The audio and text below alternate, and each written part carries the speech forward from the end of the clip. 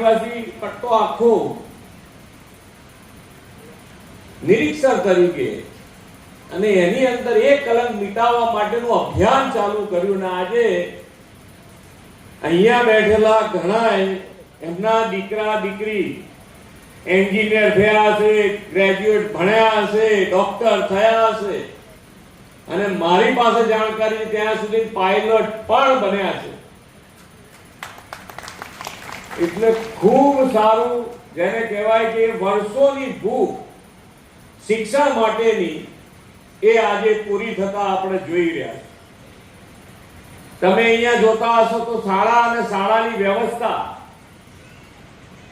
ખૂબ સારી થઈ છે. મારી પાસે જ્યાં સુધી માહિતી છે ત્યાં સુધી સ્માર્ટ ક્લાસરૂમ છે, કોમ્પ્યુટર લેબ છે, 30 કોમ્પ્યુટર સાથે ઇન્ટરનેટની સુવિધા છે, સાયન્સ લેબ છે. એટલે છોકરાઓને ભણવા માટે એમની ધગશ હોય એ દરેક કાર્ય એ કરી શકે અને દુનિયામાં ક્યાંય પાછો ના પડે, દેશ અને દુનિયામાં ક્યાંય પાછો ના પડે એવી રીતે તૈયાર થઈ શકે, એના માટેનું આયોજન આજે અહીંયા દરેક સ્કૂલમાં સરકાર તરફથી થયું છે. હવે સરકાર અને વાલી આ બંનેની ભૂમિકા શું છે?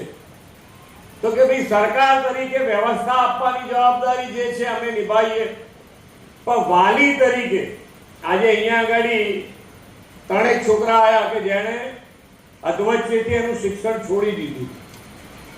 એ દીકરાઓ દીકરીઓને લાવીને ફરીથી પાછા સ્કૂલમાં લાયા છે. આ સરકારે શોધી કાઢ્યા છે, સરકાર તરફથી મહેનત કરવામાં આવી છે કે ભાઈ કોણે અધવચ્ચેથી શિક્ષણ છોડી દીધું, એના ઘરે જઈને એની ઘરની મુશ્કેલી પણ સરકાર સમજી છે અને એની અંદર પણ એને મદદરૂપ થઈ અને છોકરા દીકરા દીકરી ભણે એના માટેનો ખૂબ સારો પ્રયાસ આ વખતે થયો છે. એટલે વાલી તરીકે મારી આપ સૌને વિનંતી છે કે આપણે ભણ્યા કે ન ભણ્યા પણ આપણા દીકરા દીકરી ભણે એના માટેની જવાબદારી આપણે નિભાવવી પડશે. આપણને જે મુશ્કેલી પડે છે એ ભવિષ્યમાં આપણી પેઢીને, આવતી પેઢીને ન પડે એની જવાબદારી આપણી છે. અહીંયા રેગ્યુલર સ્કૂલે આવે છે કે નહીં એનું તમે મહિનામાં એકાદ વખત પોતાની સ્કૂલે જઈને આટો મારો. એસએમસી છે, અહીંયા વાલીઓની સમિતિ બનાવેલી છે, પણ એ વાલીઓની સમિતિ કઈ જેટલા વિદ્યાર્થી છે બધાની સમિતિ ના હોય, પણ દરેક વાલીએ મહિનામાં એક વખત સ્કૂલનો આંટો મારવો જોઈએ. અહીંયા કેટલે 1 કિલોમીટરની પેરીફરીમાં છે, બધું 1 કિલોમીટર જ છે ને, શાળાનું અંતર જ 1 કિલોમીટર છે.